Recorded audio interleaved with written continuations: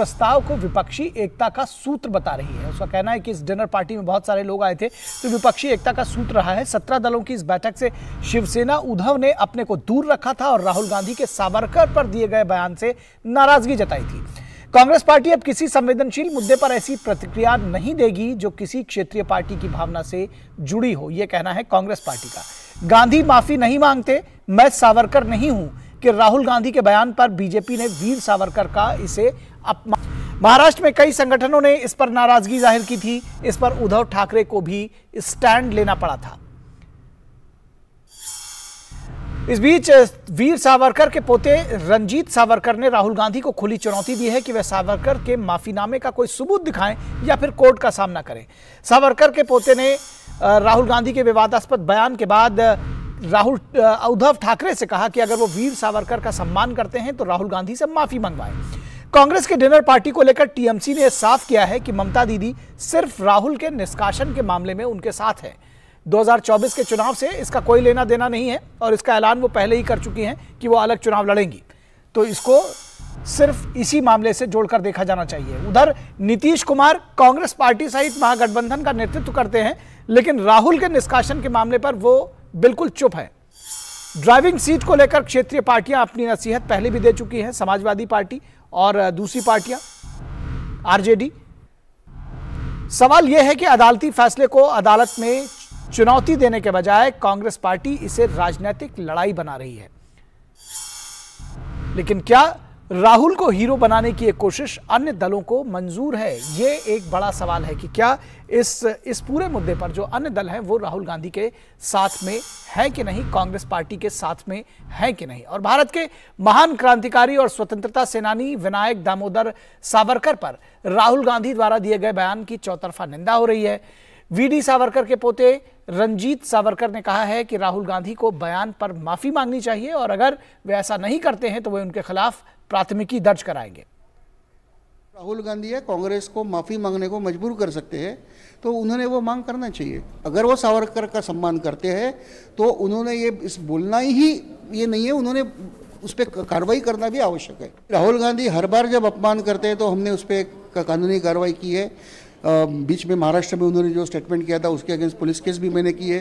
5 साल पहले मैंने भोईवाड़ा कोर्ट में जुड़े हुए हैं। दरअसल 2 खास मेहमान और हमारे साथ में हमारे संपादकीय सलाहकार भी जुड़ेंगे इस पूरी खबर पर। हमारे साथ में इस पूरी खबर पर बातचीत करने के लिए बीजेपी की तरफ से इस पूरी खबर पर हमारे साथ जुड़े हुए हैं। विनोद मिश्रा, आपके साथ अगर हम इस पूरी खबर की शुरुआत करना चाहें या एक फील लेना चाहें कि क्या आपको लगता है कि कहीं ना कहीं राहुल गांधी के जो डिस्क्वालिफिकेशन है, इस पूरे मुद्दे को जो विपक्ष के दूसरे लोग हैं, जो कथित तौर पर उनके सहयोगी जिनको कांग्रेस बता रही है, वो कहीं ना कहीं इसको भुनाना चाहते हैं कि अगर राहुल गांधी इस पूरी जिस ड्राइविंग सीट की बात हो रही है अगर वो उससे हटेंगे या हटते हुए दिखते हैं तो कम से कम उनके लिए एक मौका मिलेगा। तो कहीं ना कहीं विपक्ष में भी लोग अवसर ढूंढ रहे हैं। निखिल, मैं सबसे पहले आपके जो रिपोर्ट है मैं उसी पे आता हूँ, जो वीर सावरकर को लेके राहुल गांधी का ये चल रहा है जी। तो ये एक तरह से आप ये कहें कि ये कांग्रेस का फ्लिप फ्लॉप है।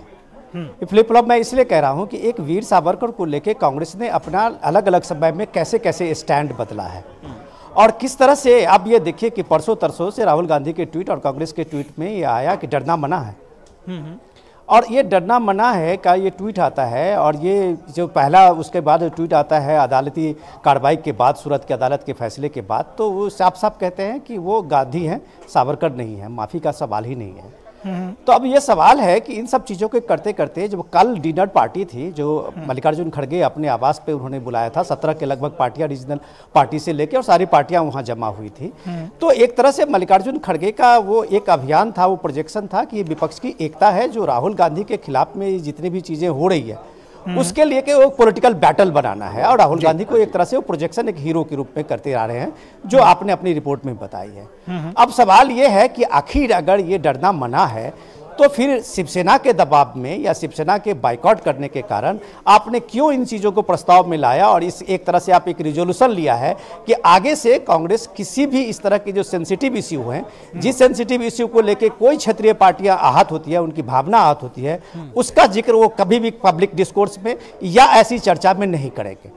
तो इट मीन्स कि ये डरना मना है का जो आपका नैरेटिव्स था, और इट मीन्स जो वो चीजें जो सावरकर लेके जो आपका नैरेटिव्स था वो एक झटके में विपक्षी एकता के नाम पे आप डाइल्यूट कर लेते हैं, क्योंकि आपको शिवसेना का महाविकास आघाड़ी का वहां पे दबाव है जी।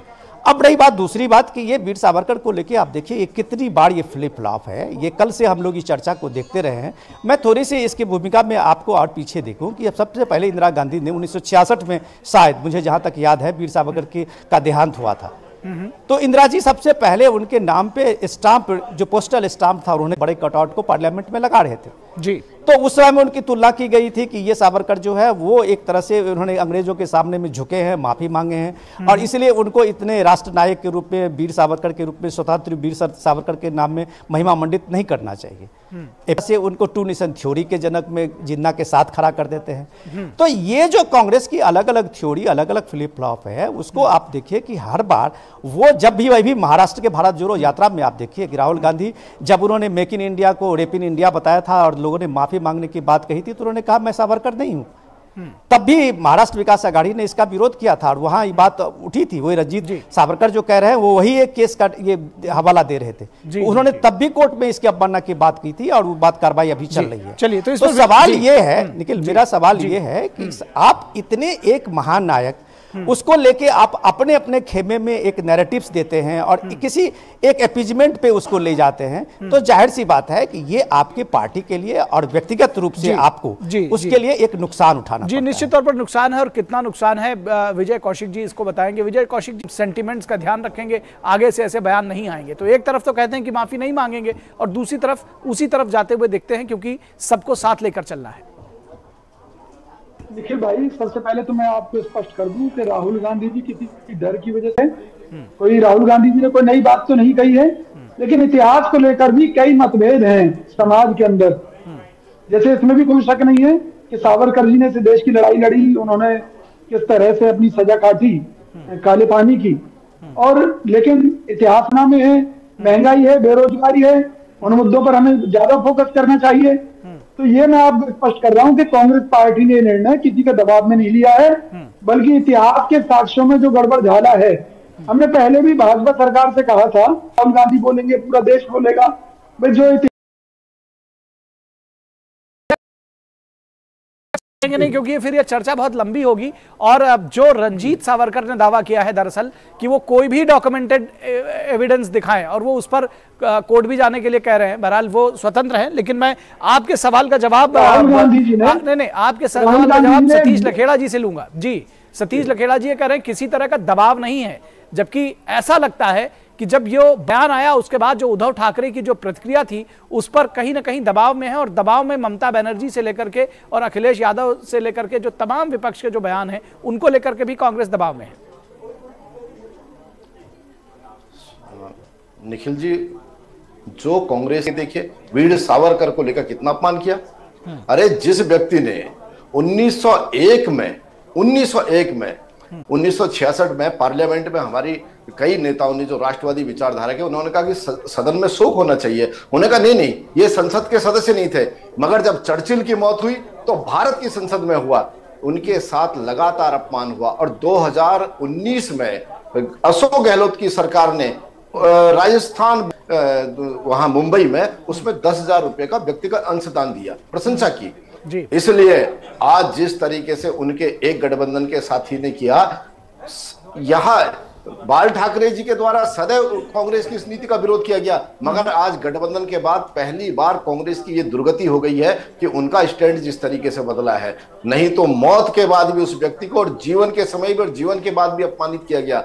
और जानकारी के लिए बता दूं, जो हमारे तिरंगे के बीच में जो चक्र है, धर्म चक्र, वो वीर सावरकर जी का सुझाव था, जिसको भारत के प्रथम राष्ट्रपति डॉक्टर राजेंद्र प्रसाद ने माना, और आज वो चक्र हमारे झंडे पर लहराता है। इसलिए ऐसे विजन का, ऐसे व्यक्ति का, इतने उच्च कोटि के वीर का बार बार अपमान करेंगे और नेहरू जी के बलिदान को सतीश जी, सवाल ये भी है, सतीश जी सवाल ये भी है कि इस पूरे प्रकरण में क्या कहीं ना कहीं कांग्रेस पार्टी एका बनाने में सफल होती हुई दिख रही है, या सिर्फ वो राहुल गांधी के इस डिस्क्वालिफिकेशन पर तमाम लोग सामने आए थे, जैसा कि ममता बनर्जी और दूसरे जो दावा कर रहे हैं? ये छोटे मोटे गठबंधन हो सकते हैं, जैसे वामपंथ की तरफ वो हाथ बढ़ा रहे हैं, मगर पिनरई विजयन केसीआर के साथ जाते हैं, इनको नहीं बुलाया जाता है। तो 5-6 अभी ये चुनाव 2024 तक कई प्रधानमंत्री पद के इच्छाधारी दिखाई देंगे, जहां कांग्रेस।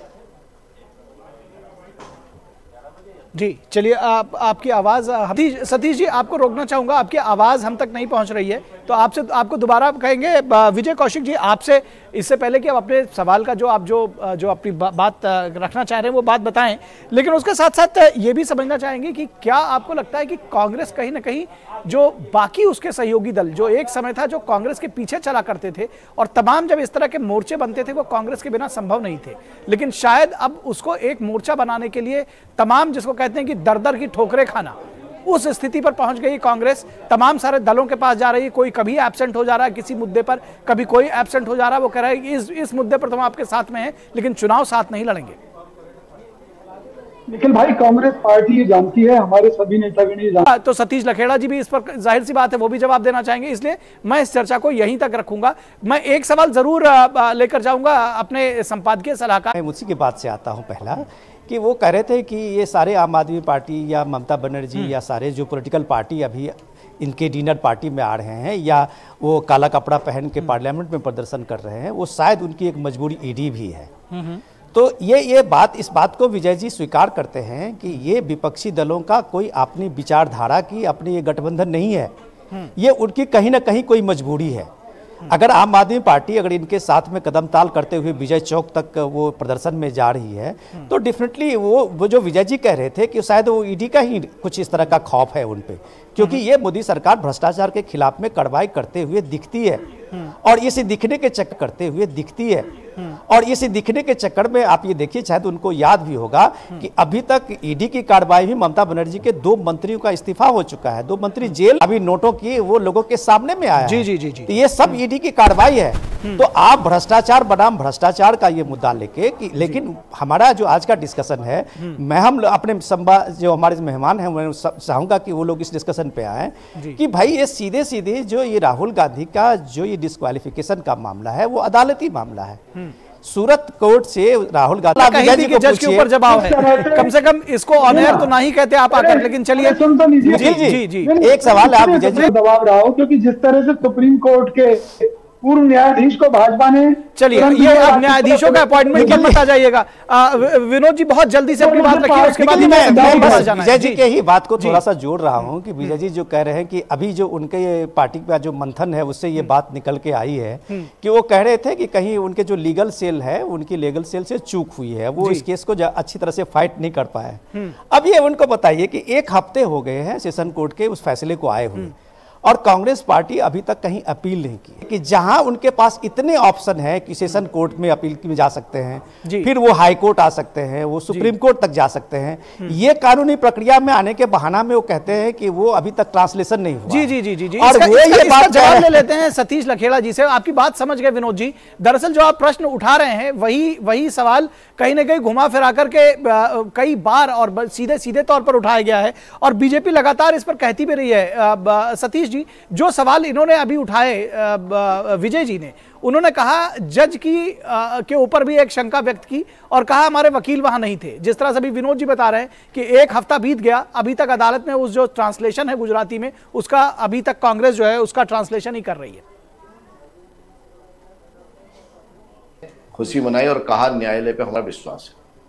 मगर राहुल गांधी जी पर जब कार्रवाई हो गई तो कांग्रेस के राष्ट्रीय अध्यक्ष मल्लिकार्जुन खड़गे साहब ने कहा कि बार बार जज बदले गए, हम इस मामले की तह में जाना चाहते हैं। न्यायपालिका को अपने नाते ही अगर कांग्रेस के शासनकाल को देखा है कि इंदिरा गांधी जी ने इलाहाबाद कोर्ट के फैसले अपने पक्ष में न आने पर देश में आपातकाल लगा दिया जी, इसलिए वोट बैंक को लेकर साहबानो मामले को बदल दिया।